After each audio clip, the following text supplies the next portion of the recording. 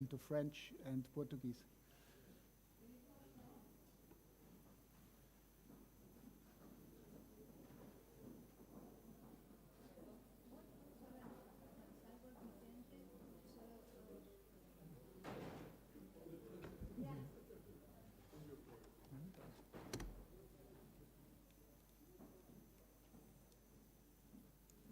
I said that if it's easier to organize from a Spanish speaker the dialogue, it's for me okay. You can do it though.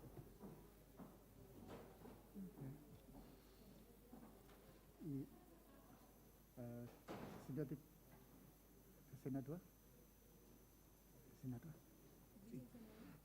hay una diputada europea que quiere la palabra antes, antes la reunión empieza. Sí, Inmaculada. ¿Qué diputada? Inmaculada. Inmaculada Rodríguez Piñera.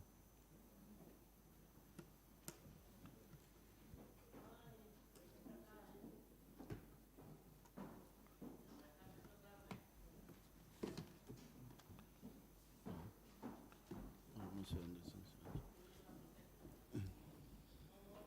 A ver el nombre. No. Bueno, Inmaculada Rodríguez Piñera.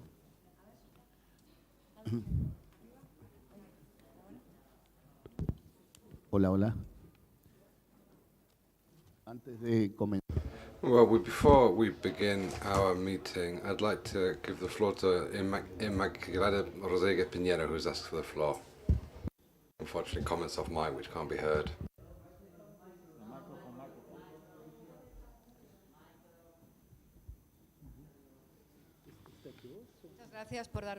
Well, thank you very much for giving me the floor. I've just come from the Women's Forum, and it's been difficult to set up a Women's Forum where we can work and defend the rights of women and in favour of equality. I think the Forum of Civil Society should, when it comes in to take into account the election of the Executive Bureau, gender equality. That's something that we do, and when you want to ensure that the different bureaus of the committees and the different bodies of Eurolat should also take into account gender equality. That's my proposal. Thank you very much.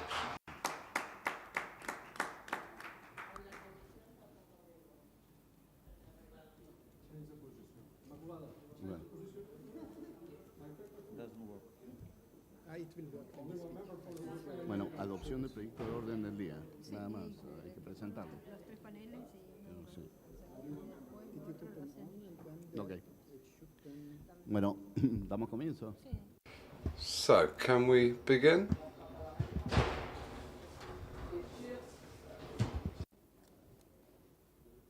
Bueno, buenas tardes. Good afternoon, ladies and gentlemen.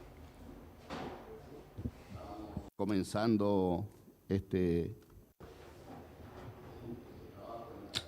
So we are beginning our Civil Society Forum meeting, and the first thing we need to do is to adopt the draft agenda.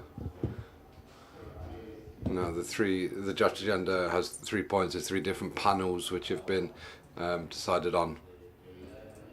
Latin American and committee priorities in the Economic and Social Committee, the role of trade union movements in culture in negotiation of Mercosur, the rights, LGBTI rights in Latin America and the European Union, and then there's obviously any other business, and then there's a place and a date of next meeting. That's the final point on the agenda.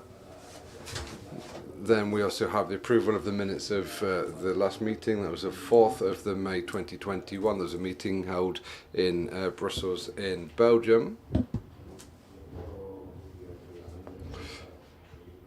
And I think that's everything that needs to be said on the draft agenda. And now I'd like to give the floor to my co-chair for the approval of the minutes of the previous meeting. Thank you.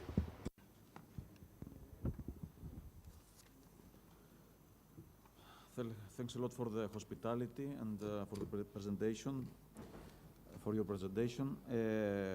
We began immediately because already we have delay. The draft minutes of the last committee meeting that took place on 4th May 2021 in Brussels, in Belgium, are included in your dossier. Are there any questions relating to the minutes? No, okay. If no modifications are received by the end of the meeting, the minutes of the said meeting will be approved as they stand or including in any charges submitted.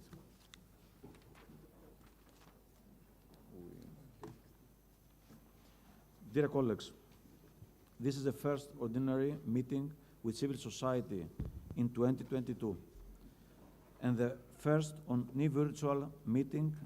non-virtual meeting since the meeting held in Vienna on 17 September 2018. The time available for this meeting being limited, we have only 2 hours. We have to work efficiently to complete the planned agenda. To allow a smooth and effective debate, the following distribution of the floor is proposed.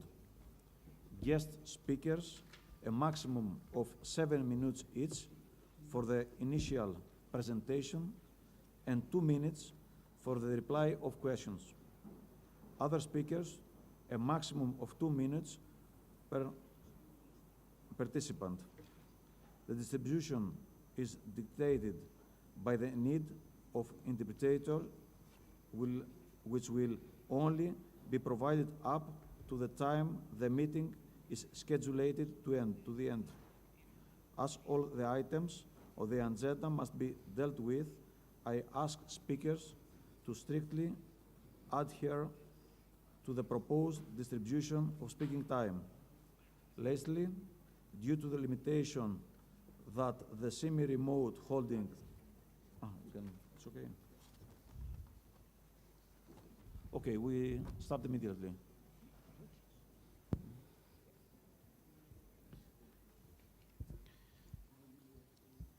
Bueno, damos paso al... So, now let's move on to item 4, priorities of civil society in the European Union, Latin America and the Caribbean relations. Ok, primero. Un intercambio de puntos de vista. So this has been an exchange of views over 2 panelists. Firstly, Gerardo Martinez, Secretary of International Relations of CGT, Coordinator of the European Social Consultative Forum of Mercosur of the Argentine National Section. Gerardo. Good afternoon, ladies and gentlemen, and thank you very much to you, Senator. Thank you for giving me the floor. I'd also like to acknowledge all of those colleagues who are part of this panel and this exchange of views. I will try to give you a summary of what has been and what continued to be the history of one of the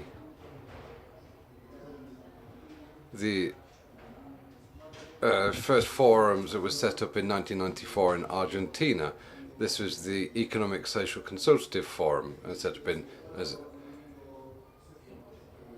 so in the Economic Social Consultative Forum, we set up an advisory body, and this was because we saw this major possibility, major advantage, which was Mercosur. So therefore we set up this advisory body, and this was, we have obviously the different chambers of commerce from business were represented. The chambers of commerce focused on obviously the supply of Argentine products, and also we brought together the different the key trade union movements, so the CGT, the CTA, and the CGT autonomous. Right now, and this is a key point to mention, we include all civil society organizations. Our forum is an open space built to consensus. We try to achieve a path forwards which can create a process of integration. We need to make sure that the Mercosur integration process is always built in a democratic manner, and we need to ensure social inclusion. That's something that's very important. We've used different models and different ways of working with Europe, and I'd like to thank the people who've organised this exchange of views. From the very beginning, we've asked for a specific space to look at labour relations, employment, security and production. The Mercosur Society has a charter of labour rights, and that's an example for everyone. It sets out the ILO recommendations and conventions, and moreover it's a regional instrument which ensures right to strike, and also health rights and security rights, which are currently being discussed in the International Labour Organization. So we want to see these set out as fundamental rights. We have tried to strengthen citizens' rights throughout our work, and we've done this in our advisory forum. We set up a network of cooperatives. Cooperatives have to develop a work agenda based on respect on and socio and labour rights. We also have a specialised network for women, and we've also set up the Institute of Human Rights. We have been able to sign up to social security rights, and also we also set up a body to focus on regional employment known as GANEMPLE. And in our forum we've also tried to achieve consensus around strengthening external relations with the different commercial blocs that exist. The most well-known one has been the ALCA. This was a regional integration project, but it didn't give us the possibility to discuss labour issues which affected inequality in our regions. The trade union movement across the region, including civil society, was resistant to those areas to try and put an end to ALCA as an integration project. Now, this wasn't because workers and civil societies are against integration projects. We never had the opportunity to sit down and to be involved in the negotiation process, in this integration process. You know, if we need to solve the major problems that we face in our region, then we need to look at level of inequalities, and we need to focus on this. Now, because we weren't involved in this, we couldn't sit down with them. We were in no way involved in any of the protocol, any of the parameters, in any democratic manner. We had no participation in any way at all. So, therefore, we, the trade unions and other groups, were resistant to the ALCA project. In 2005, ALCA was put to bed, if you will. People stopped working on the ALCA project. Now, another example of our position is the EU-Mercosur Association Agreement. Now, in this process, social labour groups and civil society didn't have necessary information.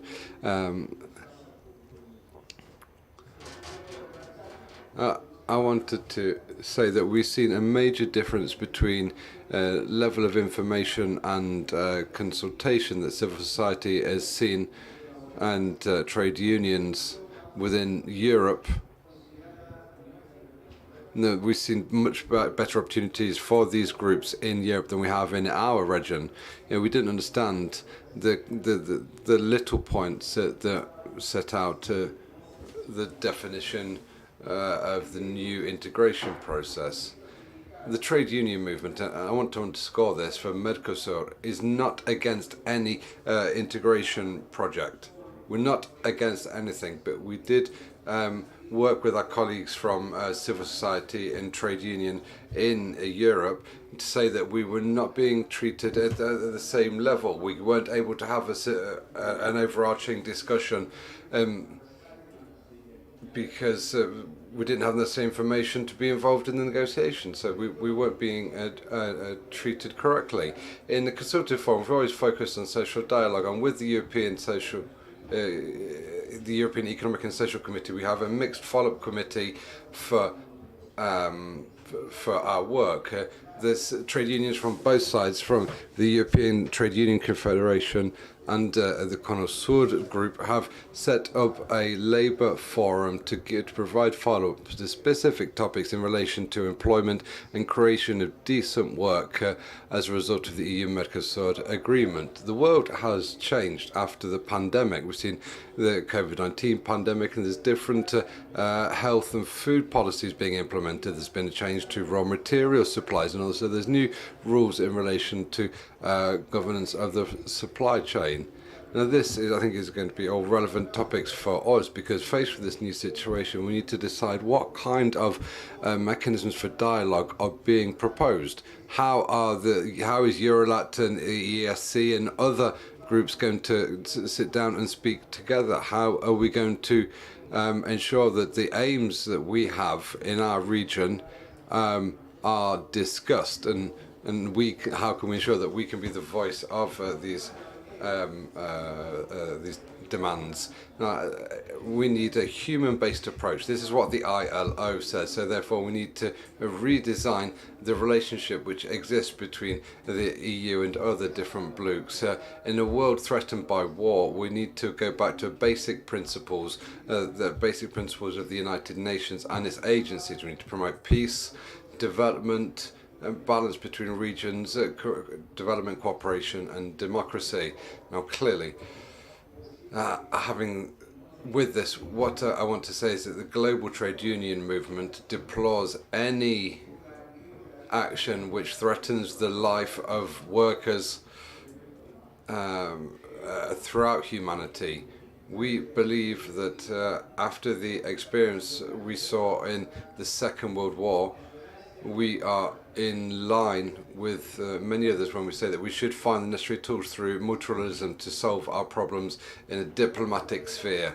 But after 30 years since the creation of our regional bloc, one thing that we have learned is that the public projects of integration need to be supported with public policy which improve people's livelihoods. So we need to be up to the challenge and set up this dialogue at the institutional level. But for it to be effective, then we need to come up with an action plan which is based on full participation. And I'll conclude with this. We think that in order to achieve a mature, responsible relationship between Europe and Latin America, is necessary to establish more balanced relationships between the developed countries and our region. We need to take into account the important role of trade unions and civil society. We need to have a follow-up guide, and so that we can continue to focus on our agenda. Our aim is to have democratic regional integration, and which is based on participation.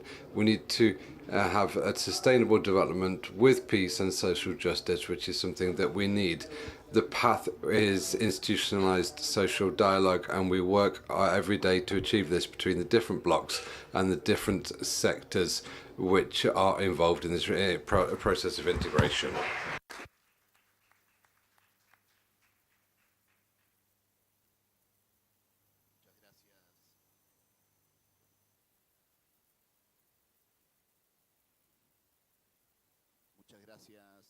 Thank you.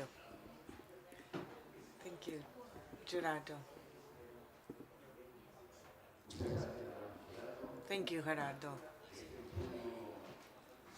Now, I'd like to give the floor to Joseph Puxo, who is the president of Latin American Follow-Up Committee of the European Economic and Social Committee.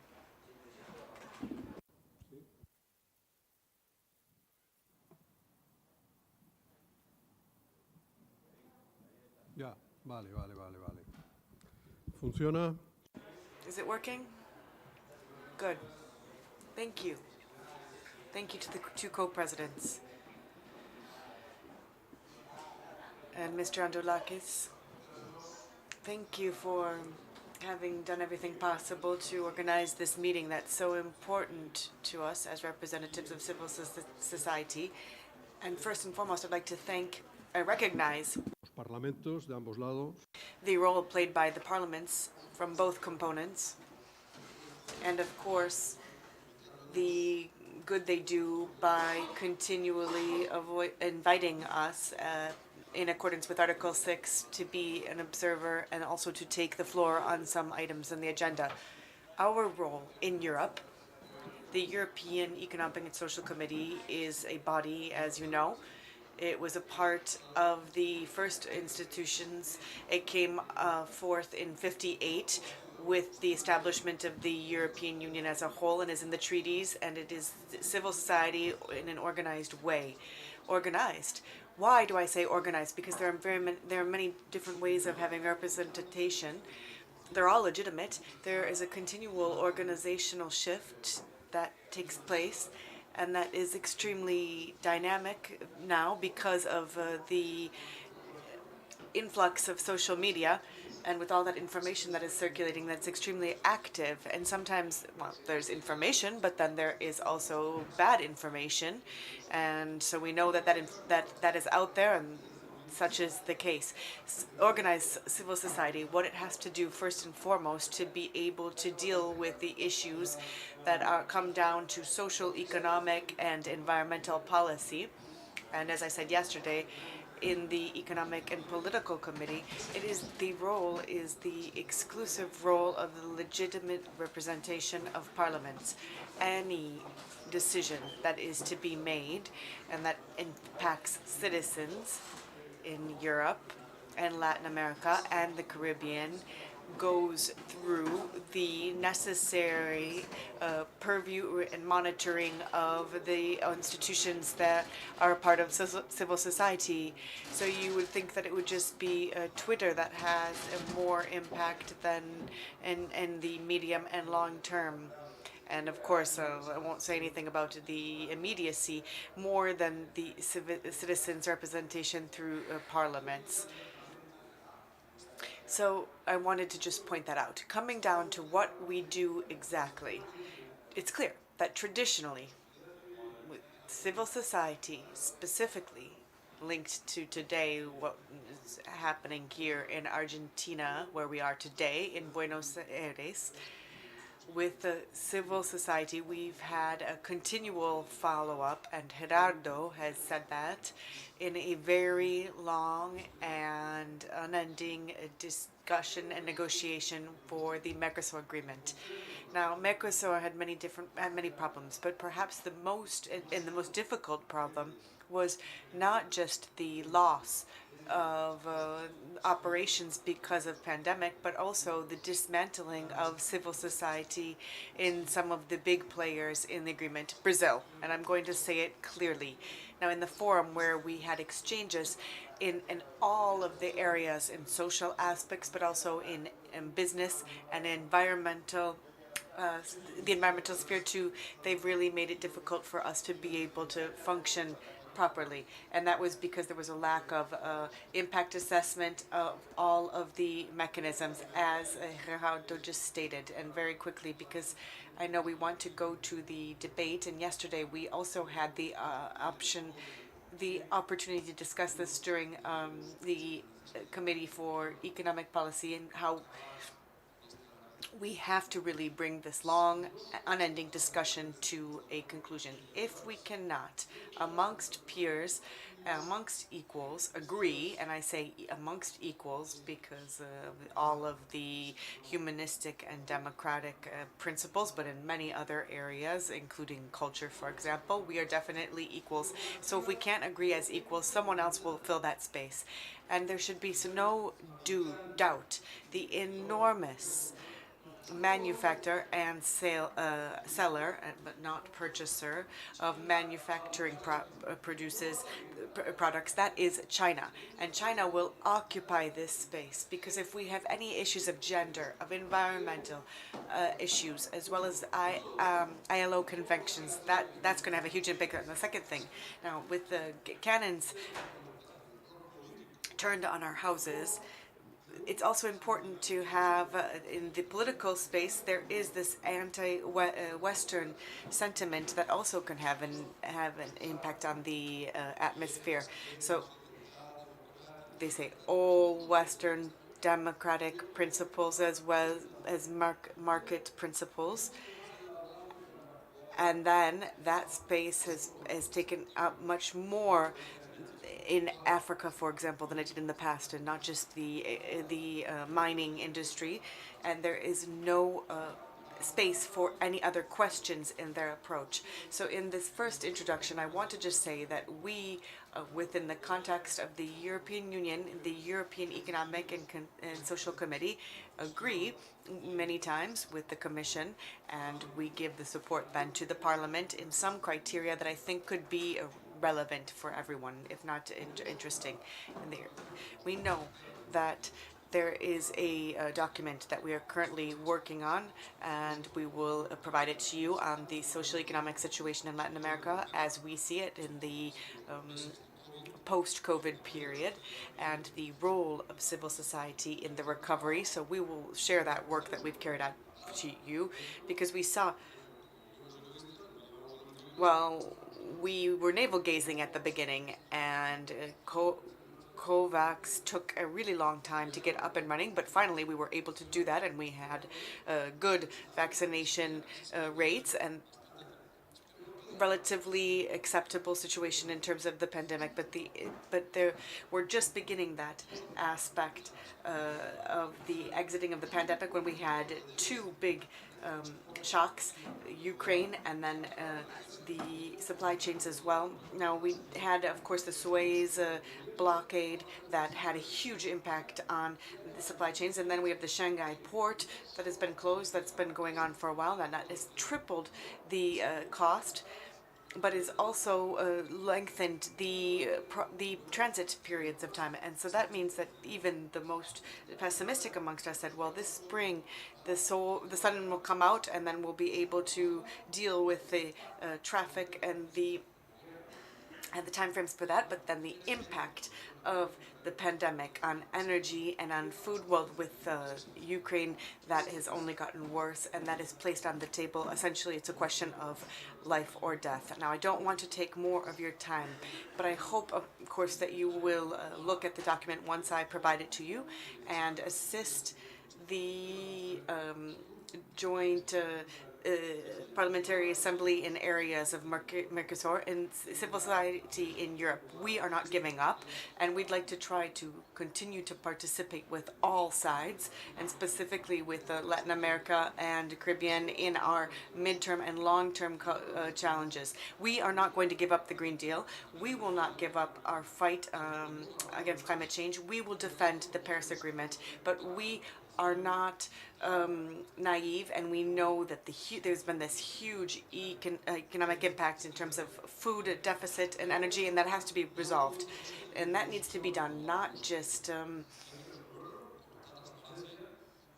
in one way, but in full transparency, with mechanisms that are temporary and transitional, and then follow the path of defending social rights, environmental rights, and the absolute need to continue to keep that position of leadership. And I think that we specifically need to look to that in civil society on both sides, in both components. Now, many other subjects, of course, following the French elections after the 24th of April, we should have one of the solutions in terms of the blockade of Mercosur on the European side, because it's an obstacle, a political obstacle. I can say that, but of course governmental representatives can say that. This was a political obstacle because of the loss of competitiveness of the inefficient manufacturing system in France, and that meant that there was a constant blockade and the lack of update of the association agreement with Chile, and also the systematic blockade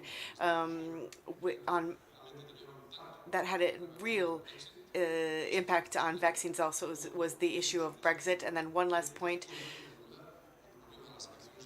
we know then once we finish the elections in France, then we'll have the elections in Brazil, of course. So I would go back to what I said at the outset. If we aren't able to come up with agreements like this, others will, and they will fill in that space, and it'll probably be the kids on the other side of the Pacific. So not just looking on both sides of the Atlantic, but the other side of the Pacific that will be leading the way. That is what our will is, and we want to have the consistent dialogue with civil society, with the Latin American and Caribbean component, and to work in the most coordinated way possible in all things there related. Thank you, Chair. Muchas gracias. Thank you, Joseph. The time has now come for questions and comments. I'd like to give the floor to anyone who would like to take it at this time for that purpose.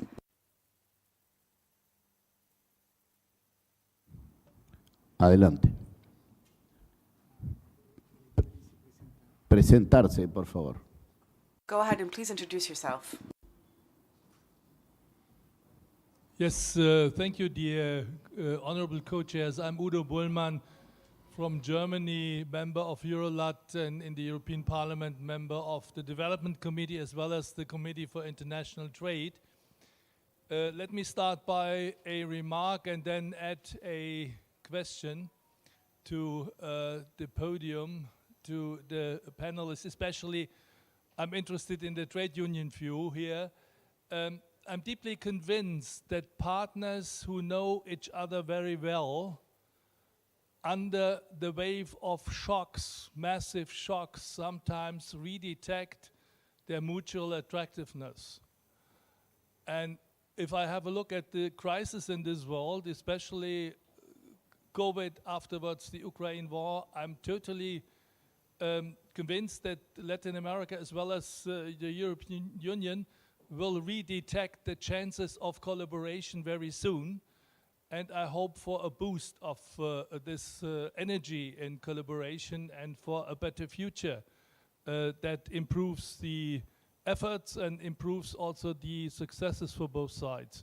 I have the following question, especially to colleague Martinez and all the others who would like to come in.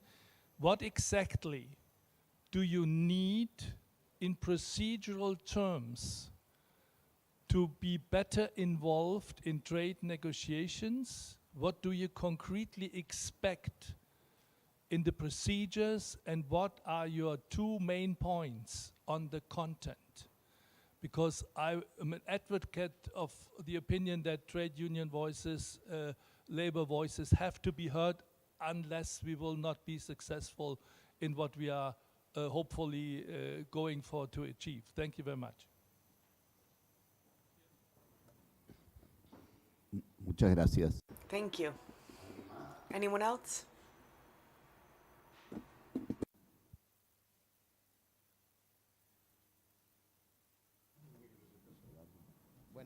Buenas tardes. Good afternoon.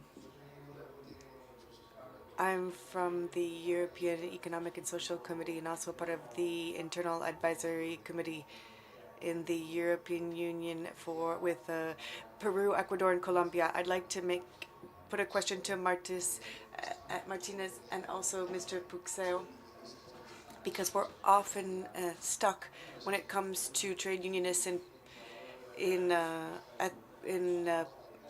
that have been assaulted, sometimes in Ecuador, in Peru, and specifically the lack of consultation in Ecuador. Now, this is unacceptable because we have clear legislation in Europe, and we love bananas from Ecuador. We have really good relations in Romania. We have good relations ever since the communist period. And I think that something needs to change on that point. And therefore, I'd really like to hear from the members of Parliament what we can do from a political standpoint to change that. Because often we hear that Colombia has political will when it comes to fighting the assaults against trade unions, but we haven't actually seen the results. And so from that perspective, I'd like to ask you all to give your input on that point. Thank you. Muchas gracias. Thank you. Aldo, would you like to take that? Yes, thank you, Alfredo. Both questions are extremely interesting, and I'm sure more could even come forth for many of the colleagues that are part of the European Economic and Social Committee or the Trade Union Council. It's difficult to understand that the governance in our region still has not tangibly taken the form of institutionalized social dialogue. And permanently, from different trade unions and civil society, we consistently put forth this need. And the governments, above and beyond the nuance and their political slant in our region, understand that it's so important to have an institutional approach to social dialogue. They fail to see that. Why do I say institutionalized? Because frequently it's been done discretionally on a voluntary basis, where we were waiting for a decision to be made. A specific minister, for example, would then convene that dialogue, or even the president of the country would, and do that unilaterally without actually making it a government policy. So we would be called discretionally, and there would be no real rights and obligations that applied. And then the practice of the social dialogue, well, since it was on a discretionary basis, it was voluntary. And so some would say, okay, so-and-so can enter, and there was a roadmap for following up on the subjects that we were to discuss, and that little by little we would agree on or resolve. For the same reason,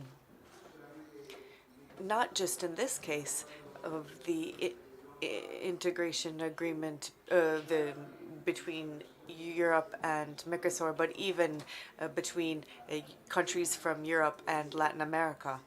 When there's an agreement between two countries that can have social and labor impacts, because of course we know that there's interest, there's friendship, and a structural and political approach, of course, but everyone is defending their own side. And that is why we think the entire sectoral representation should at least have the same level of information and decision-making capacity, stand on equal footing, as it were. And that's why when we came up with the agreement, the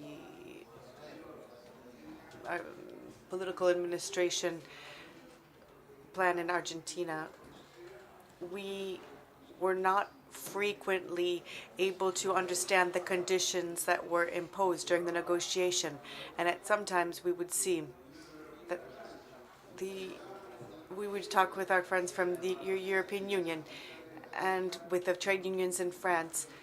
They would give us information as to what the conditions were, and that would actually create more inequality, less inclusion, less social protection, and fewer possibilities to improve our rights and the opportunities in the societies that we represent. Turning to the point in what's happening in our region, and that's related to what our colleague said, and we spoke of Ecuador, we could have spoken of Guatemala.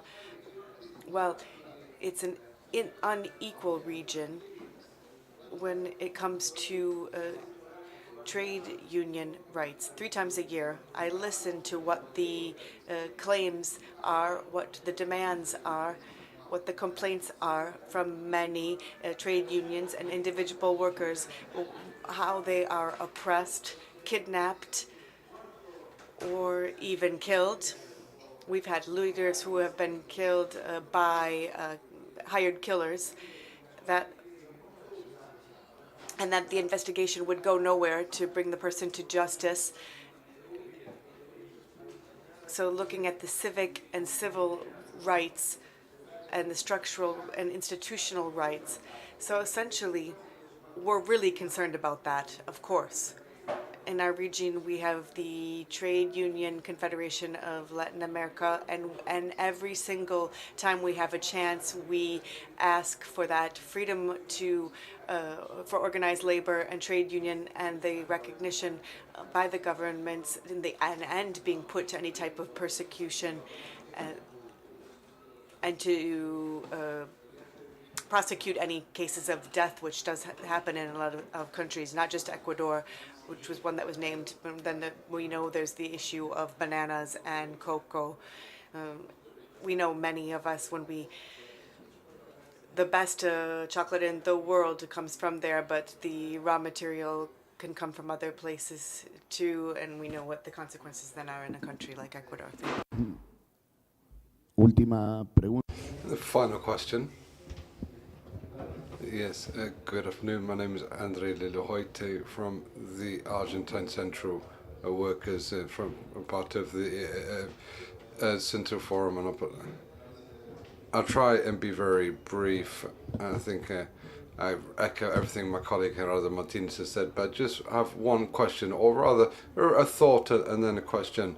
So we have this pre-agreement has been closed, as we see things, for more political reasons rather than because there's been a consensus which has been achieved. For example, the effects of the agreement was signed, then there was a study done on the impacts afterwards. We thought that there was also certain delays with this agreement as well. This agreement was a cooperation and development agreement, not now that we're talking about last generation or next generation free trade agreement, and I don't want to go on at length. The question is as follows: what can Eurolat do to try and change change the agreement, to try and reopen the agreement so that everyone can have more involvement? Because clearly, as Gerardo says, we're not against the agreement, but we don't agree with the fact that it's already been signed in the state that it is, because we think it's going to lead to uneven levels of development, and it's not going to achieve the aims that it's trying to. Thank you very much. Joseph Puchea, please. Que no funciona. Sí, ahora? Sí? Yes, I think the microphone's working now. Thank you, co-chairs. It's difficult to summarise that in 1 minute. I don't want to run over. Yesterday in the Economic Committee had quite a lot of time to talk about multilateralism, but that would be useful today. So 2 questions from Didru Fornea to speak of the situation of trade unions in Colombia. Well, our analysis of the situation, of the crisis situation, has been, we've had an economic crisis in 2008, the COVID pandemic.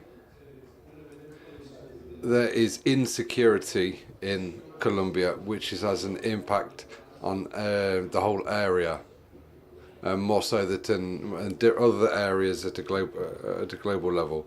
This is often the outcome, lack of democratic instruments in these countries, and at times it's because of the extreme violence, at times through organized crime and drug trafficking. No, you know this. We think that trade unionists are the weakest collectives from north and to south. Obviously, women as well are very vulnerable. Trade unionists, but also environmental defenders, journalists have been affected, and small and medium business owners as well. So this is a process of degradation, which is a lack of instruments to strengthen democracy and to strengthen the rule of law in many countries in the region. This weakness then is transformed into violence against the weakest in society. Now, something that needs to be corrected, and the European Union should strain every sinew and go beyond traditional cooperation to support the fight against this violence. We as civil society, as an absolute minimum, we should denounce and raise these issues, and then if we can have a more active policy in this area as well, we should do. The second question, Andres, the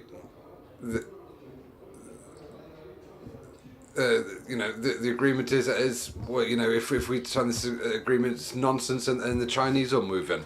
It's to be useless in social and environmental terms. We as civil society, we need to demand that there's changes. We need to make people address this. That this agreement is not finalised. The document notionally is finalised, but the political side to it is very important. The politics has a much more important role than traditional agreements, and some people say that there's a risk, or some people say it's impossibility to split the trade the trade agreement from the political agreements, and then obviously they could move forward just on economic issues, but that the political part is where civil society is involved, and that would be the new component of new association agreements at a European level. Now, I don't want to repeat the debate from yesterday, but this is a question of multilateralism, and it would be the World Trade Organization who should be doing this. But just to give you an example, and I apologize for running over time here, the Trump administration undermined many multilateral bodies, above all the WTO. The appellate bodies and mediation bodies were not renewed, so there's a major problem now. They've been completely undermined, the multilateral bodies. So what was the solution been? To try and find regional agreements. We shouldn't be drawing up regional agreements, but the multilateral bodies don't have the power to be able to do so. And so that's why we have these regional agreements. We're looking at where we can draw up agreements from an EU point of view. The EU should continue trying to do so. But the best thing would be a growth in multilateralism, which at the end of the day means that we don't need to strengthen the regional agreements, but we do need to strengthen institutional democratic institutions. The risk that things don't move forward is very high, and I'm very pleased that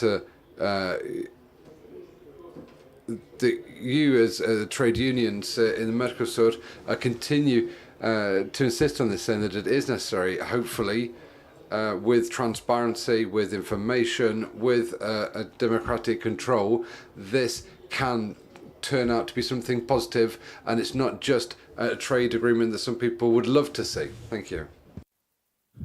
No, muchas gracias. Yeah, thank you, Josep.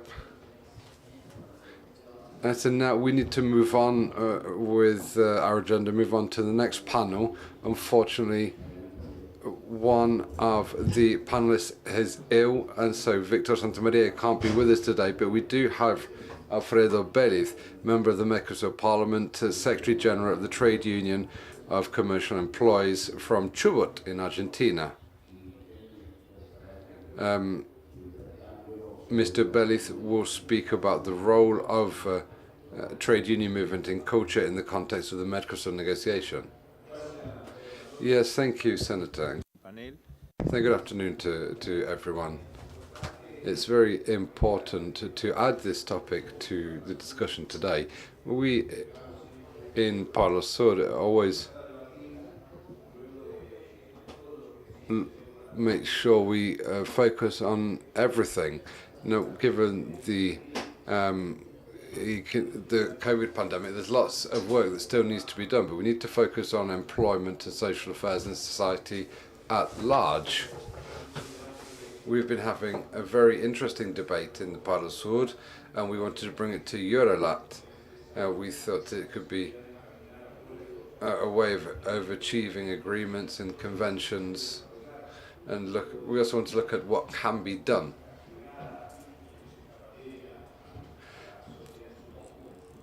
The entire society has been affected by the COVID-19 crisis. We've had difficulties, we still have difficulties.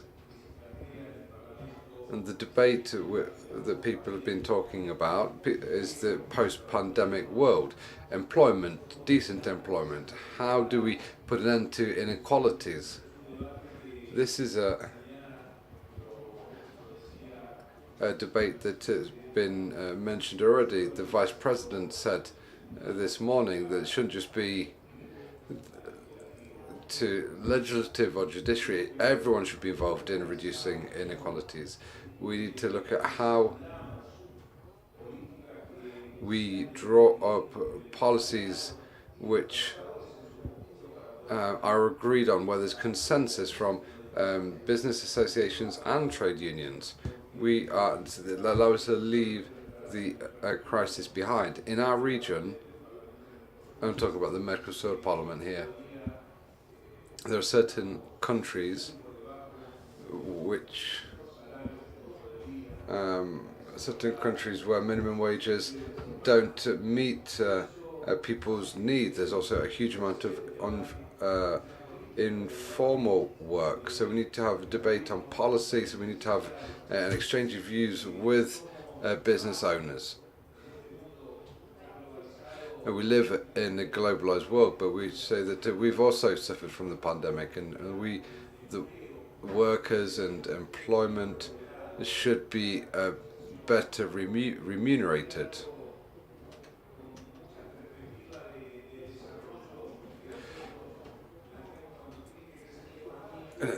We need to see the economy grow, but obviously workers should be growing as well and should be remunerated for this.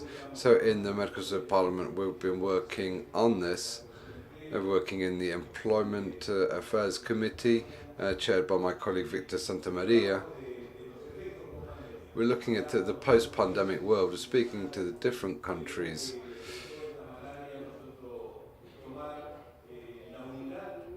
We want to be unified and take necessary measures that are required. We need to drive the economy forward again, and if we are in the correct conditions, we can discuss this in Parliament. We believe that we will give the trade union movement to have a parliament where they can be heard.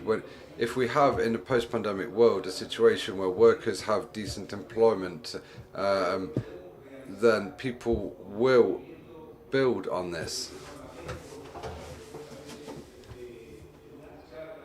At times in discussions, we hear that the trade union movement has the opportunity to express its views. And it's very significant for us to say we don't need poor quality employment. We don't need to come out of a pandemic with very low wages or very informal work. We need to see growth and development with workers within the system, with workers involved in the discussion, involved in the policies. And we need to look at the social economy. We need to think about how we can look at what the possibilities we have for growth. Are we prepared for the post-pandemic world? Are governments ready? Are legislators ready? Are we ready in the Parliament to say, are we ready to restore confidence in public policy, in politics? And that can be done through a decent employment. And that's a discussion that needs to be had.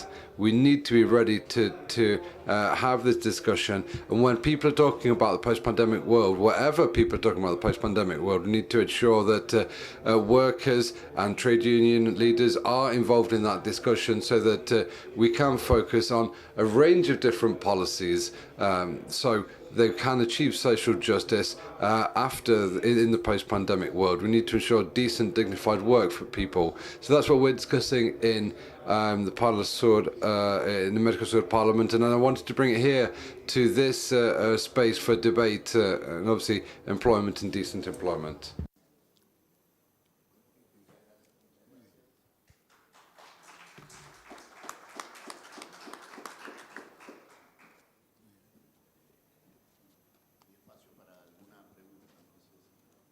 Microphone for the speaker, please. Adelante. Please go ahead.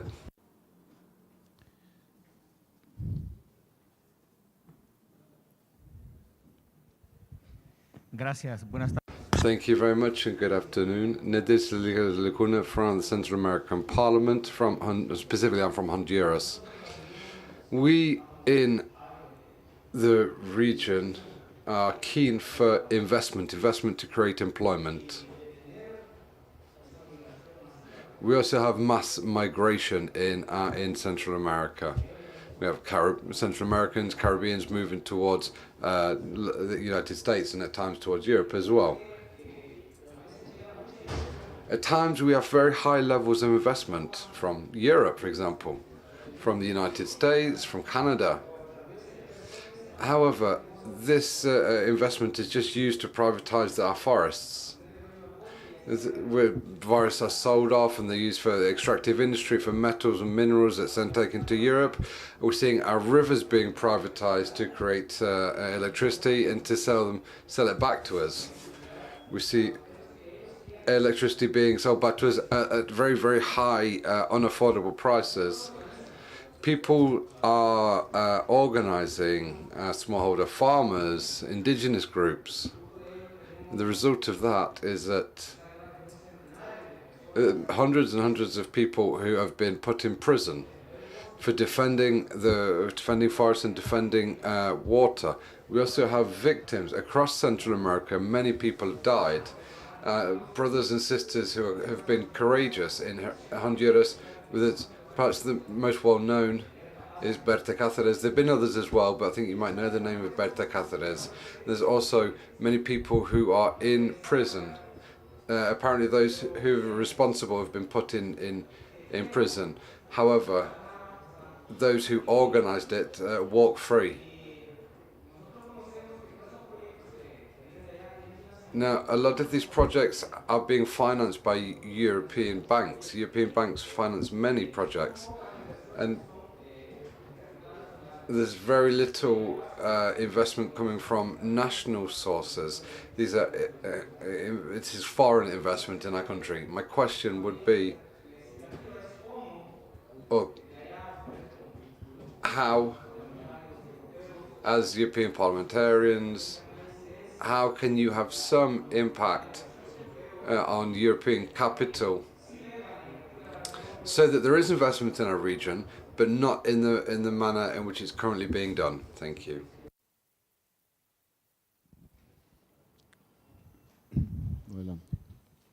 Please go ahead. Alejandro Carle, Parlamento. Alejandro Carle from the Mercosur Parliament from Argentina. I'd like to congratulate all of the panelists and other speakers as well. When we said that the trade union movement should be in Eurolat, well, that's something we wanted to see, and this is the reality. So I'm very pleased to see that this meeting's taken place. The trade unions need to be here in the Civil Society Forum. Employment also needs to be discussed in some of the committees on a permanent basis. For example, I think the Civil Society Forum should also be more present in some of the committees. Without a doubt, we live in a world of asymmetries in Europe and Latin America. The symmetry in the world of work is very, very large. There's something we do share between Europe and Latin America. We can produce together.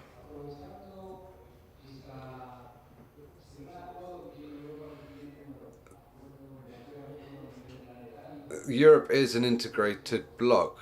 There is the project that is the EU. I think European business leaders, and similar to what my colleague was saying, we need to provide incentives so that we work together and we produce together. We in Argentina, we also have certain provinces that are very rich in raw materials and with this huge added value. But I come from a province where 50% of the population go hungry. But we have food, we have rice, we have maize, but we're huge agricultural area. We're the largest livestock area, but we don't have ports to export our products. We don't have train, we don't have gas, we don't have motorways, we don't have refrigeration facilities. So this asymmetries exists in our countries. Above all in the north of Argentina, there are many problems. However, here we're looking at policies in the area of integration. I have faith, but also have hope. I hope that Europe can look at those regions in Argentina which are rich in raw materials, and hopefully Europe can invest in these areas and we can invest with us and produce with us. I think obviously if we can have the involvement of the trade union movement as well, that would be fantastic.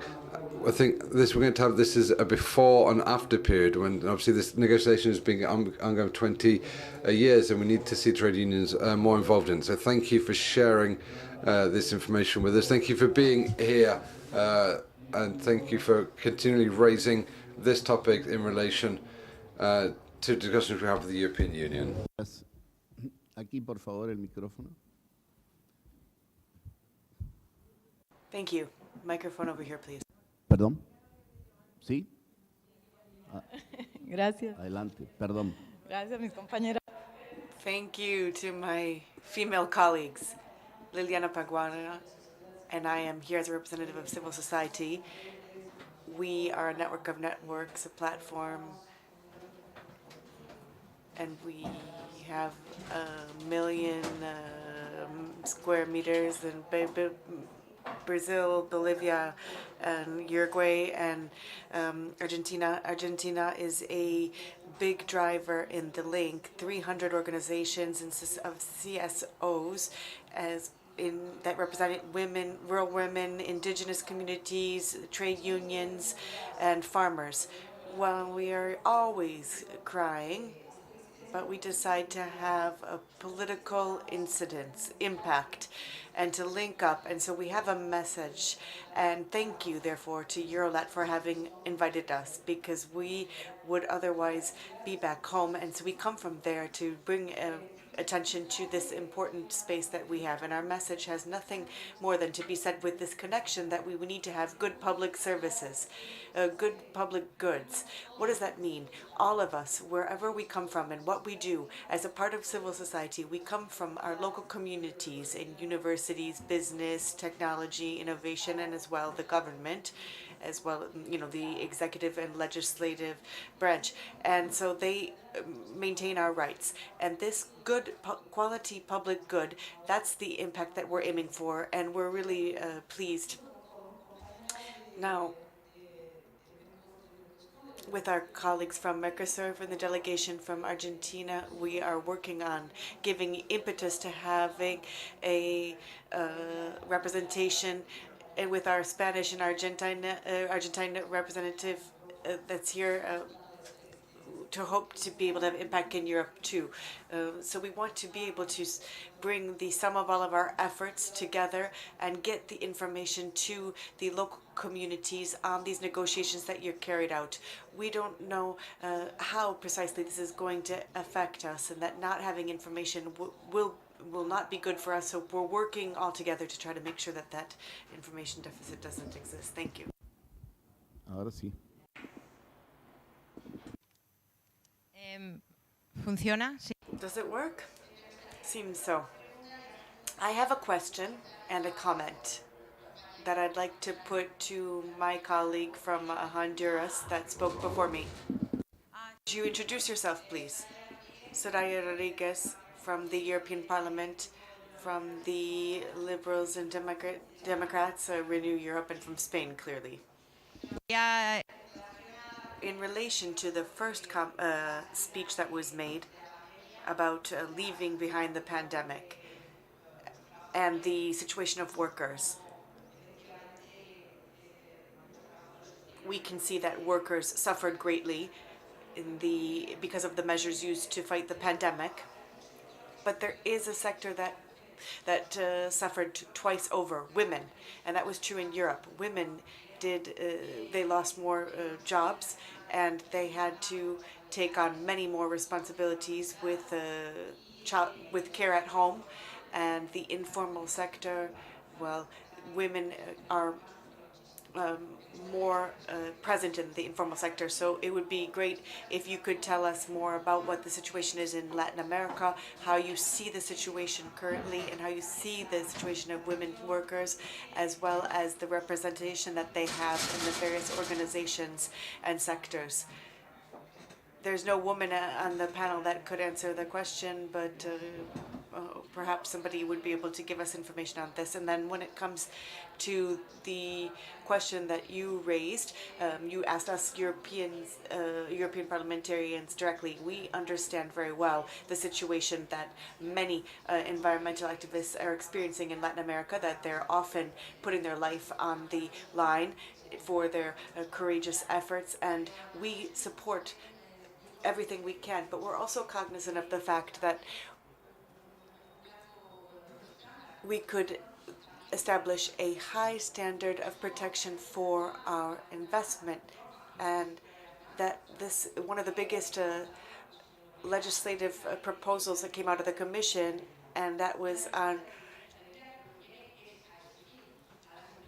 due diligence for European companies, and it means that there should be a standard level of environmental protection, but also protection of the human rights that we will demand, and that meant we could make progress. We also did more in forestry to make sure that supply chains are clear and transparent, and that means that we will be able to know what we're buying at any point, where it came from, and how it was produced or extracted in the environmental conditions, but also the labor conditions. I wanted to raise this because these are things that are not easy to achieve, but we're not investors like from elsewhere.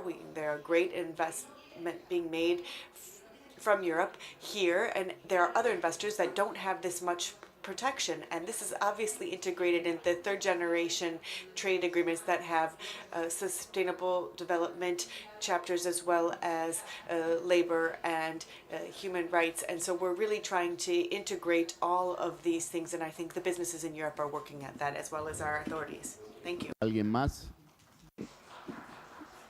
One more person, I think, was hoping to take the floor. Okay. No? No? Hola. Hola. Hello, I'm Monica Silvana from the Socialists S&D group, and I wanted to very briefly speak and turn to our colleague from Honduras and to reply to what he said, because I think what he said with the Guapinol case, we really did follow up on that case carefully. Three politicians were really following up the Guapinol case in terms of their efforts and everything that is being experienced in that region, everything related to persecution of environmental activists. So specifically, our group, the socialist groups, as well as the Greens and Tilly Metz and the left, the three of us followed up on that case consistently. We were in contact with the family on a daily basis. They've now been freed, but they have to continue their activism. So 2 years it took. So I wanted to really point out this fact, what is happening in Honduras, what is happening in Central America and Latin America. That has a direct correlation of what some of the members of the European Parliament are doing that are absolutely committed to defense of the environment in Latin America. My colleague, colleague from Renew also mentioned to the due diligence aspect, and that there is a opinion from the Development Committee to make sure that any type of forestry product is in line with the environmental values that we want to protect, and that the Green Deal has to be carried out with respect for rights of individuals and the environment. So we are committed to this as a political group, the Socialist Group. We will continue to follow up on this, and in the case of the Guapinol case, we have continued to give that case voice in the European Parliament, just to draw your attention to that. Thank you. Ok. Bueno, Thank you very much. Alfredo, did you want to add a comment? Just one thought, and state that yes, the pandemic really has been a burden for everyone, a punishment for everyone, women, men, everyone. And in what we aim to do from our standpoint is to enhance dignified jobs in the post-pandemic. We know, yes, women suffered, families suffered, workers suffered, and as business rebuilds the economy, we need to focus then on what can be done. At Parla Sur, we've always done that. Equal pay for equal work. We've said that women, we can't lose sight of the fact that women have all of the same rights as any worker. This is something that has been clearly and openly discussed. Also, Parla Sur and the extended rights of women, that's something that's been consistently brought forth. And also analyzing that, as the colleague from Spain put it, I think that it's timely and it's good to be addressing these subjects. Thank you. We'd like to conclude now the panel. Would like to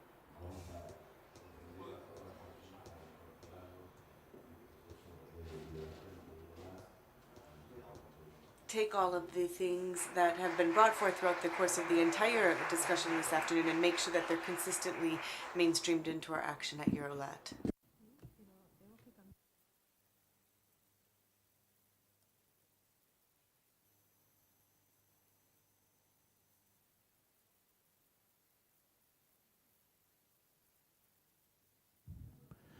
bueno, cambiamos de panelistas y desde ya le... Now change the panel and thank you those who were a part of these two panel discussions. Perfecto.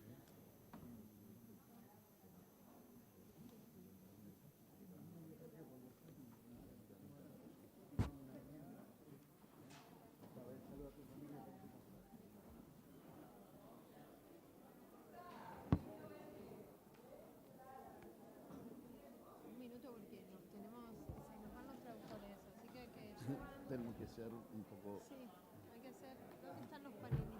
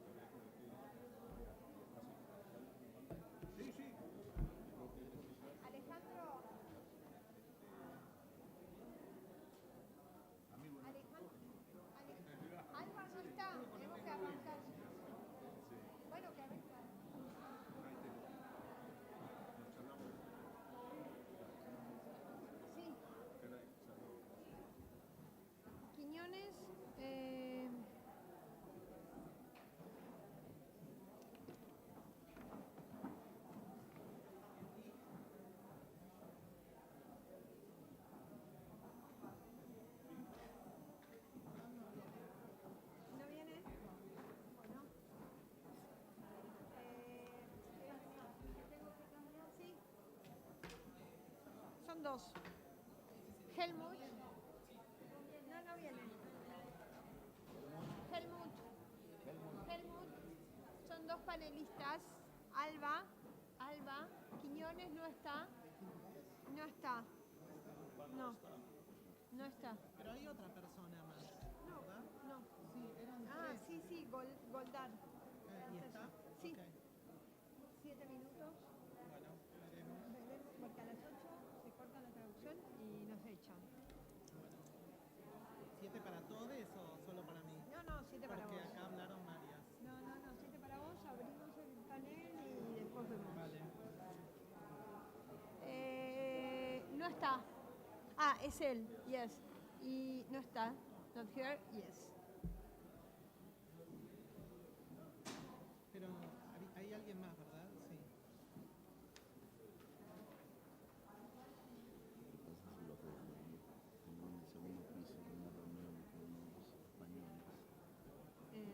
No, no te preocupes. Yo no sé si tienes que firmar algo. Igual vas a estar por acá. Sí, estoy en segundo piso. Dale.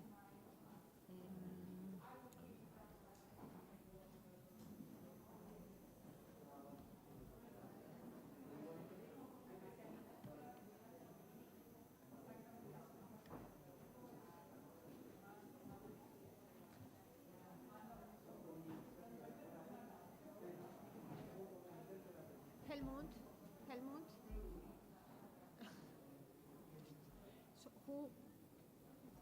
Si se llegan a ir o algo, saca las cosas mías está mi cartera y una bolsa al lado en el segundo. El segundo lo pueden empezar a desarmar. Ok, bueno, pero ¿hay alguien en el segundo nuestro? Ok. Eso si querés darle, no sé, ya se fueron. Ahora vemos. Yo estoy. No, el resto.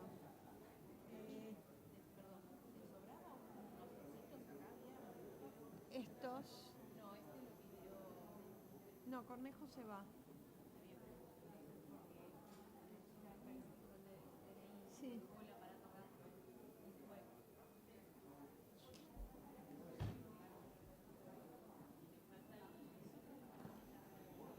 Bueno.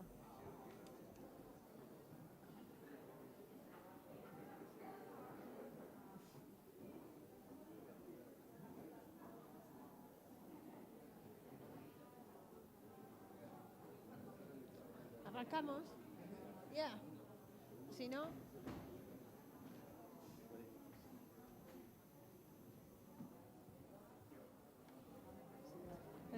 Mandé a ver si realmente están en la oficina. Si están en la oficina, bajo. Si no, perfecto. En el segundo piso y estamos en el cuarto, ¿no? En el sexto. En el sexto. Pero bajan rápido.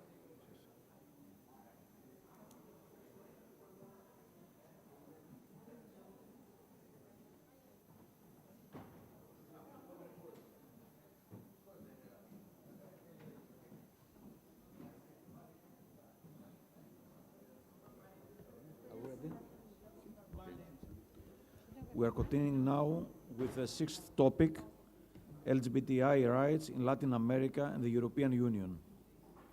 Dear colleagues, in general, it can be said that in the EU and Latin America, there is a trend towards improving the rights of lesbian, gay, bisexual, transgender, and intersex people grouped under the acronym LGBTI.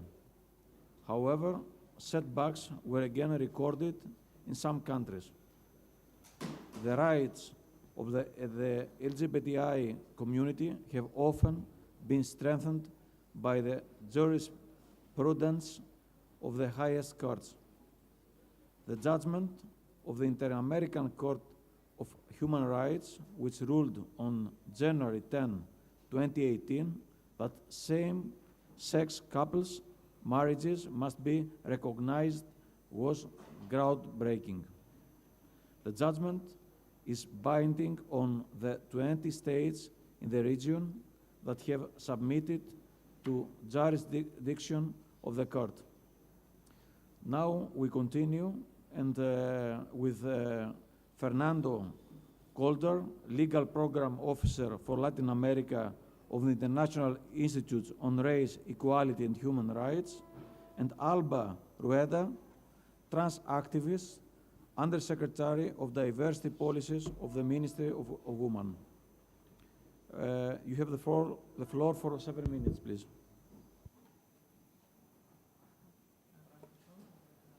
Sí, no, tú. ¿Qué me dijo?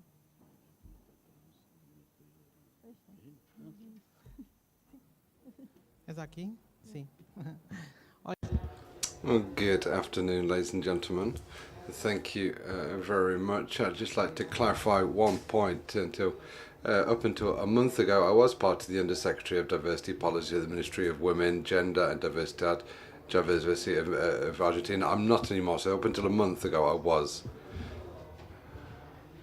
as a trans activist, as an activist for rights in our community, I do have a vast experience that I can draw on and also reflect and share views. So first thing I'd like to do is to thank everyone who is present here. I'd also like to call for agenda for LGBTQI plus people. This is in Latin America, in the countries of the global south. You know, it's linked to human rights context. The human rights paradigm in Argentina has been the way we've been fighting for our rights. So this is how we build our social movements, lesbian, all the different movements that we have here built on that. And it's important to look at this and say that this is something that we always need in those agreements, not just agreements, but agreements and dialogues which build a democracy, and which is the space of a parliament. We have achieved certain milestones achieved certain milestones. We don't have a binding relationship with the. We don't have a binding agreement with the state, but we have a charter we set out within a very short space of time. On the 9th of May, we're going to celebrate the first 10 years of the law of gender identity, which translates a lot of these principles, and these have been worked on by social organizations. So the first point I'd like to highlight is that the vast majority of these points are all linked to social struggles, and social struggles are the same around the world. If we have a human rights view, obviously there needs to include these principles at international level, at the local level, in Latin America and across Ibero-America. For example, the right to gender identity, as this should be, as we can't say that people cannot have their identity. We need to have a recognition of our identities in all countries, and this is without any other criteria of judicialization or an evaluation. Or it's not the state that gives you an identity. We identify ourselves. We know who we are. We express that every single day, fighting. We are activists, and the state needs to act in an administrative manner to ensure that our rights, our fundamental rights, are respected. And I'd like to say that the regulation around equality is here, but we cannot forget the major achievements that we've had, which are outside of public policy. Today, public policy in our country also allows to move forward in the exercise of these rights, so that it's not civil servants who are deciding what kind of decisions are being taken. It's absolutely vital in this way to smash the patriarchy here. We need to have a feminist and a trans-feminist approach here. The patriarchy has two faces, not just misogyny, but also phobia of LGBTI community, and it means we have to act in many different ways. In Argentina, one of the major achievements that we've made is recognition of non-binary identities, and this is not just in relation to assignation of different categories, but it's also vital that all institutions can remove the patriarchy and move beyond this binary system which creates subjects and splits people into men and women. We need to recognize the diversity of sexual identity within institutions and within society, and this is absolutely vital for us to achieve our aims. And this needs to be done in formal terms, but also in the day-to-day terms, in all institutions, in hospitals, in prisons, and all of our rights. the recognition of identity is one of the fundamental bricks, but the impact of the patriarchy is not just a correct question of recognition of formal rights, it's also economic inequalities, and this is a key point for us.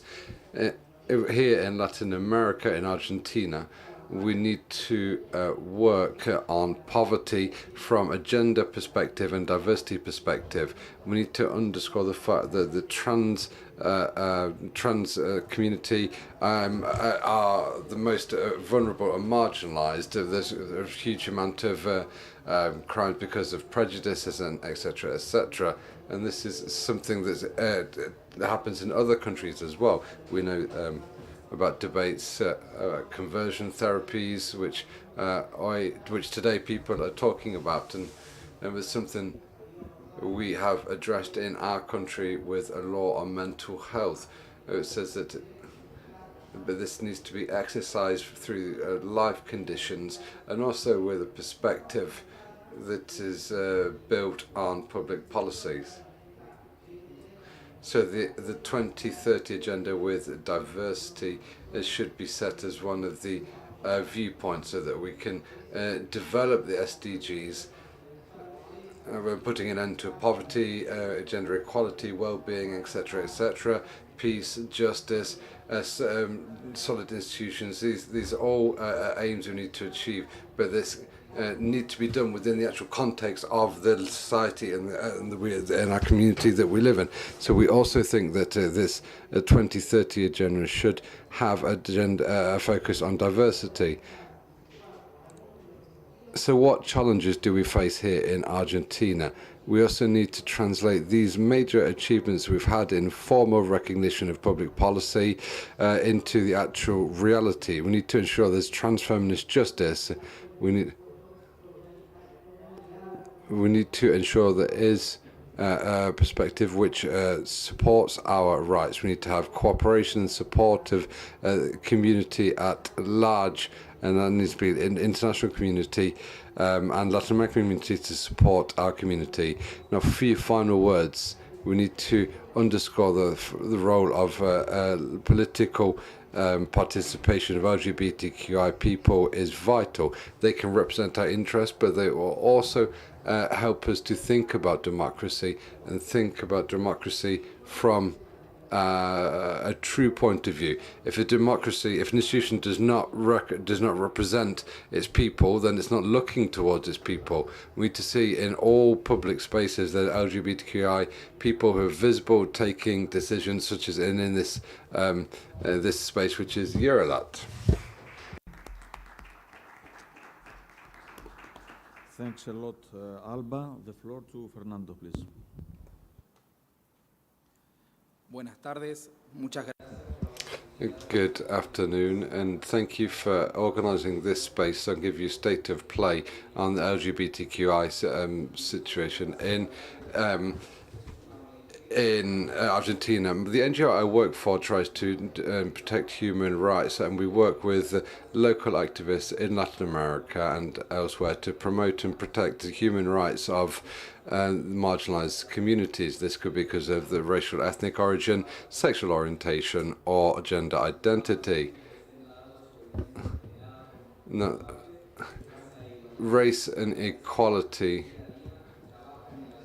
are key points, and when we look at human rights in Latin America and the rights of people with, we need to look at the rights of different sexual orientations. The Inter-American Court on Human Rights said that discrimination against people in the LGBTI people, or those perceived as such, is closely linked to the existence of societal prejudices and cultural prejudice, which are linked to the American cultures. Violence based on prejudice is a concept which leads to understanding violence as a social phenomenon which is against other types of violence. This type of violence requires a context and social complicity. It's directed at certain groups such as LGBTQI people, for example, and it has a symbolic impact. Moreover, when this type of violence is directed towards a people or group of people, it sends a clear a strong message to all of the LGBTQI community. And first and foremost, I wanted to mention a few positive aspects of LGBTQI people in Latin America. We've seen that change is possible. There was a ruling in 2022 from the Constitutional Court in Colombia said that non-binary identity now needs to be recognized in documents. Now, there's also the historic recognition of LGBTQI people in the peace agreements in Colombia. In Brazil, the High Court interpreted the fact that the law needs, the mere opinion needs to be applied on gender violence should be applied to trans women as well. We're also seeing laws of this type in Argentina, so hopefully we'll continue to have progress in this area. For example, there's a law on family in Cuba which recognizes same-sex marriage. However, unfortunately, there are still certain problems which lead to recurrent violations of human rights, right to life. There's also extrajudicial executions. There's also the violation of the right to integrity. There's torture and violence, above all, in a range of different areas. There's also rape and different types of sexual violence. So there's violation of right to freedom. There's no access to justice as well. Moreover, there's also violation of the right to education, right to culture, right to health, and right to work. Latin America is the region where most trans people are killed for just being trans. This is in line with figures from Transgender Europe. In 2021, 70% of murders of trans people occurred in Latin America, and from that 70%, 33% took place in Brazil. Brazil has the highest level of trans mortality rate. In 2021, 140 trans people were killed, and a significant part of these people were Afro-descendant trans. This is a clear example of the intersectionality of multiple vulnerability and risk factors when it comes to discrimination. It's a reality which is not made visible in our community, which leads to impunity. These people are subject to racism, even in own LGBTQI spaces, and prejudice for many different reasons in the Afro-descendant region. So there's a double discrimination, which other factors can be added to it as well, for example, being female or being poor. We also need to say that in the region there's a lack of information and disaggregated data in relation to LGBTQI people. It's absolutely vital to have disaggregated data so we can really look at what challenges people are looking at and have an effective response from governments in relation to recognition of their rights.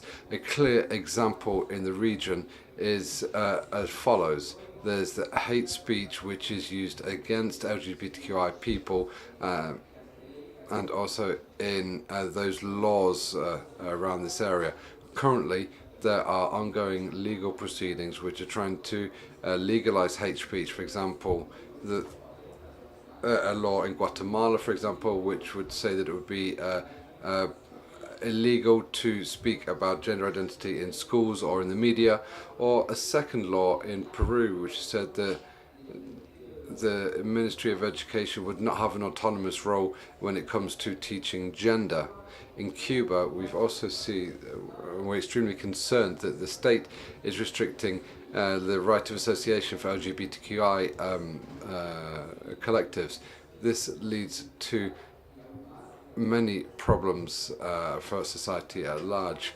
Our counterparts have documented many arbitrary detentions and also other problems for those people who are involved in the LGBTI community and trying to raise awareness about these problems. These responses from law enforcement affect the right to personal freedom. They also affect the right to association and freedom when detentions are being as a result of peaceful protest. all of these situations are very serious for themselves, but this is exacerbated by the COVID pandemic over recent years. So the situation of LGBTIQ people in the situation are have been even worse now. We have the historic inequalities which have been exacerbated. So on behalf of the thousands of people who we represent, we call on governments in the region to meet the international requirements. And I'll close with this. We see we need to give people hope, and we see this in certain political decisions, and we see that with the political will, that structural change is possible. What these people need now is just to be treated like any other citizen in our society, not being murdered because they're trans, not being sacked because they're lesbians. They want to be represented in census and statistics. They want to be recognized in accordance with their gender identity and the sexual orientations. And finally, they want to see their rights to be respected as if they were human beings who had human rights. Thanks a lot, Fernando. And now the floor to other members for 2 minutes, please.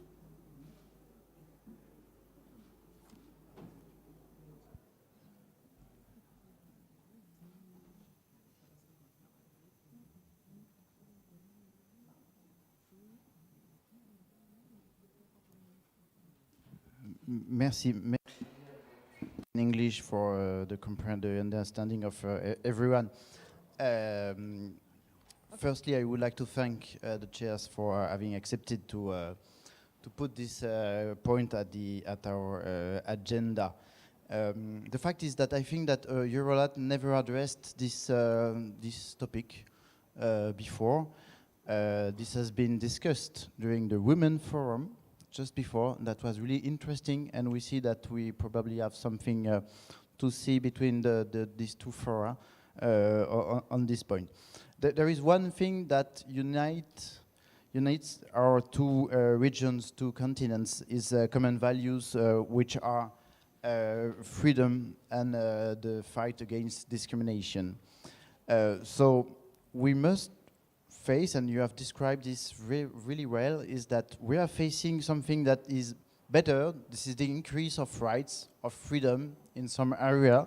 This is the case for same-sex marriage, for the trans right, for the convention therapy ban, which is, for example, in my country now a law that has been passed less than 1 year ago. But in the same time, there is the increase of LGBT phobic, hate speeches, hate crimes. And sometimes these come from the institutions, these come from politics. We have the case in Europe, in Poland, in Hungary. We have the case here in Brazil. These are questions we have to address. So my question to the two speakers, and I would like to thank you really a lot for your intervention. What you're describing is that you can live discrimination because of the law, but you can also live discrimination because of the society, because something which is informal. How do you see, on which part do we need to work the most right now to ensure the reality of the freedom of being who you are, who we are, who we love, to be simply the person we are. So the question is maybe not easy, but this is my question.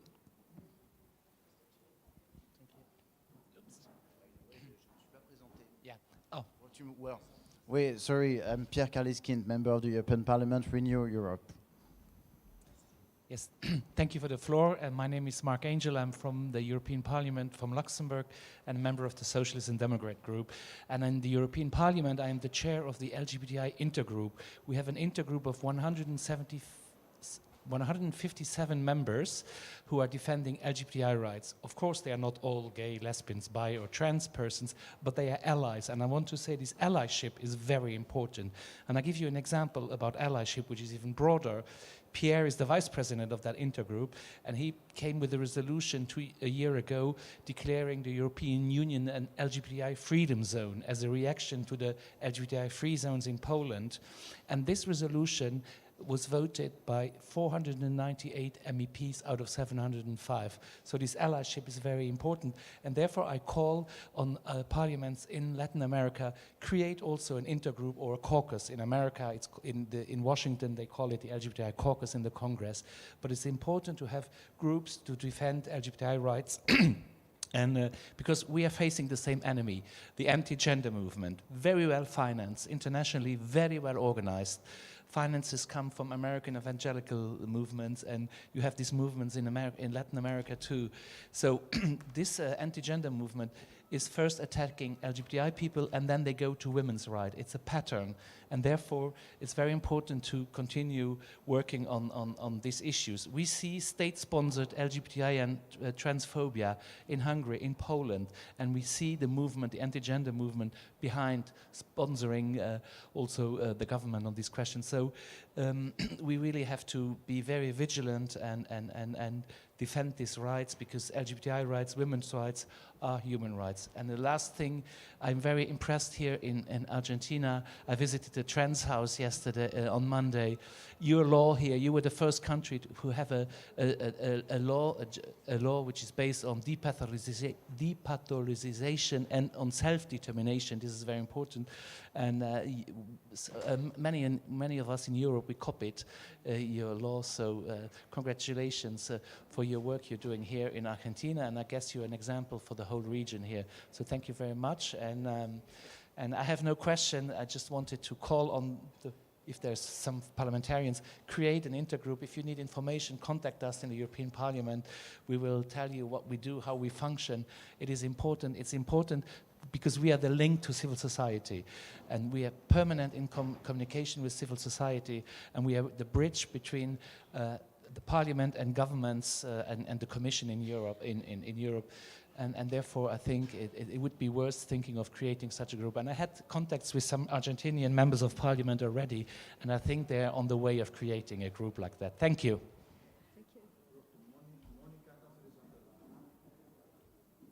Hola, Mónica González. Monica Gonzalez from the Socialists and Democrats.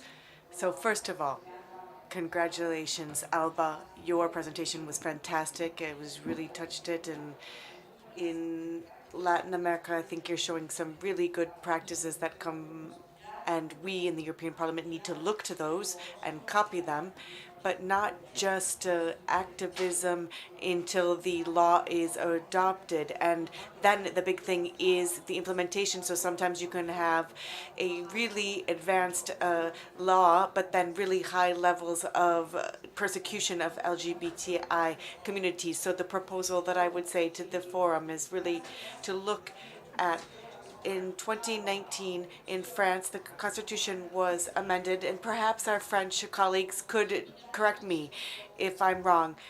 They eliminated the concept of race, and race in every... I've heard that term used. In Spain, too, that's an open debate, and whether or not we're able to make progress in the meaning. I think that there's just one race, it's the human race, and with the words we use, we really impact the future that we would like to have. So my suggestion to this forum where we are using our power of influence from the Parliamentary Assembly, let us not use the term race. There's only one race, and it is the human race. Thank you. Bien. ¿Me estáis a escuchar? Bien. Can you hear me? I will speak Spanish. I'll be speaking a bit of a mix between Spanish and Portuguese, but since there's no translation, I will speak in a mix of Spanish and Portuguese. I want to say that, Mariela, I'm here. I'm Portuguese, and I want to continue to bring my support to Marielle, and there's been no justice, and we keep following up on this. That's a member of the LGBT community, Black, Ecuador, that was fighting for the poor people's rights and LGBTQ community's rights, and who was assassinated, who was murdered. And so I would discuss that because I haven't heard you speak of it. And the authorities in various countries of Latin America should be the spearheading the efforts to defend the LGBTQ community against those who are part of these communities. And at times they are victims twice over, because they are victims of the community, of these attacks, of these assaults, of criminal groups, but they are also attacked a second time of the authorities that should help them in a different way in the justice system. So I think we really we need to address this issue too. Thank you.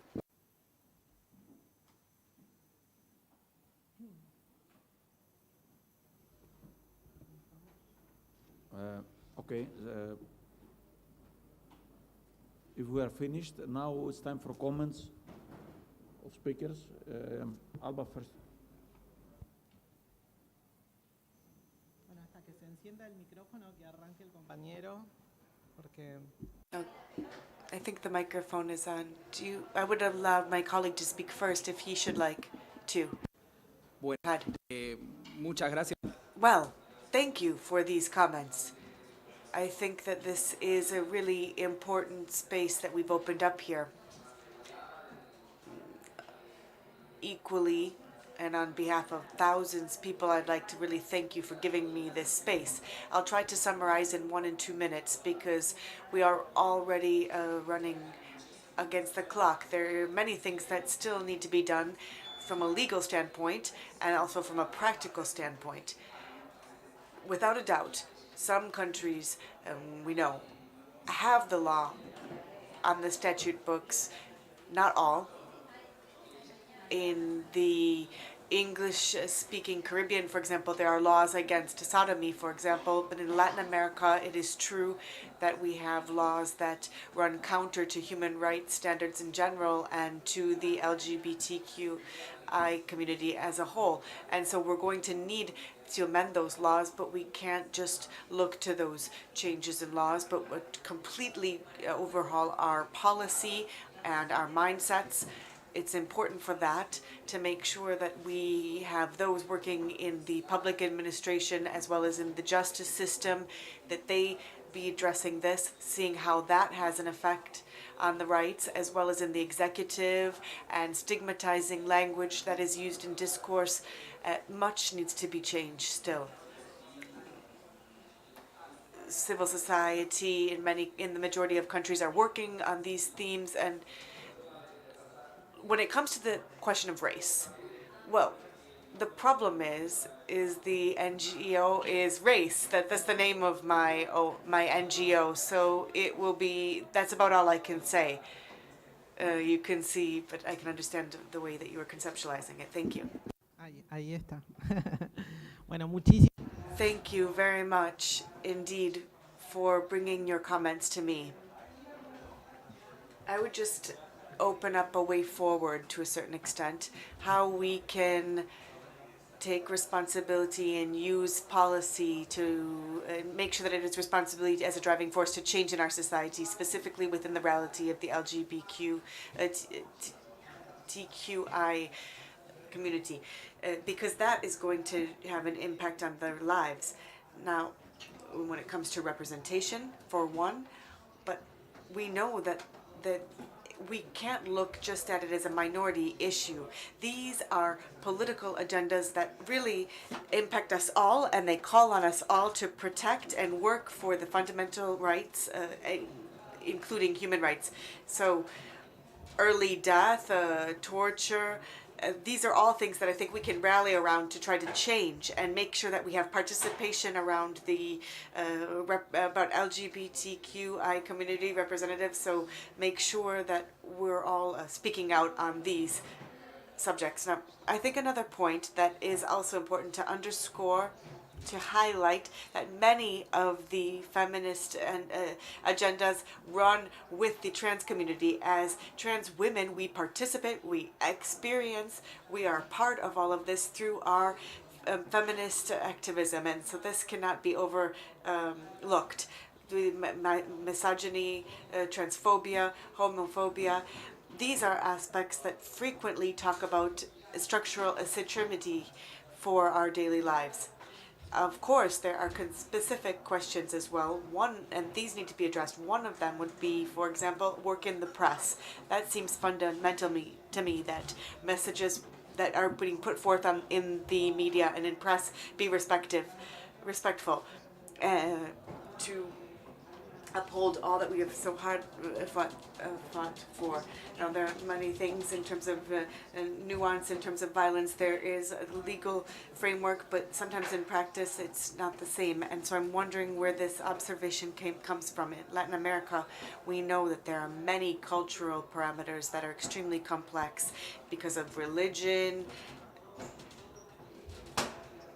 or conversion therapy.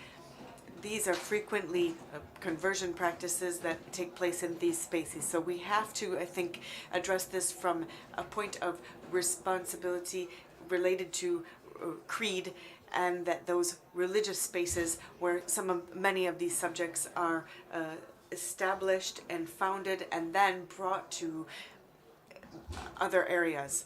And it is no coincidence that LGBTQI communities are the targets of religious communities. So that's no coincidence. So looking at the freedom of religion, but within a paradigm of rights. Finally, I think one of the big subjects that we see in Latin America and here is related very much to having a trans feminist justice system.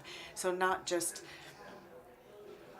highlighting or underscoring what is wrong or what we haven't yet achieved for Marielle.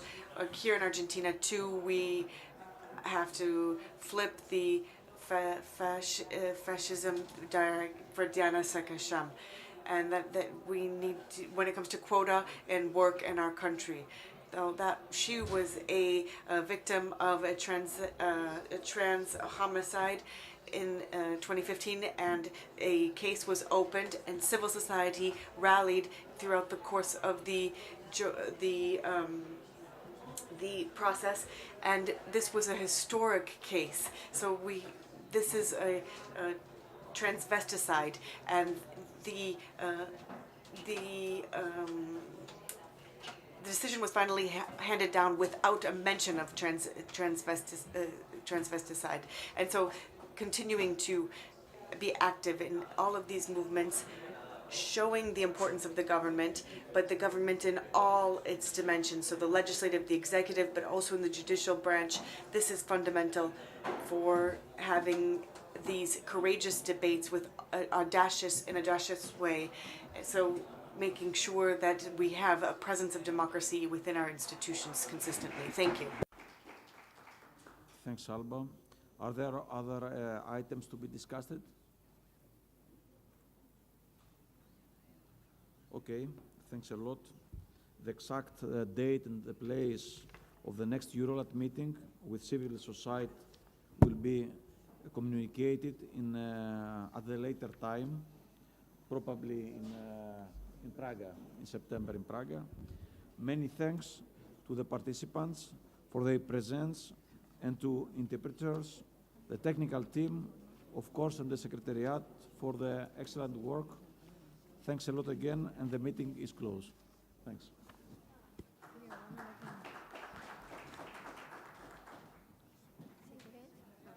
Un segundo.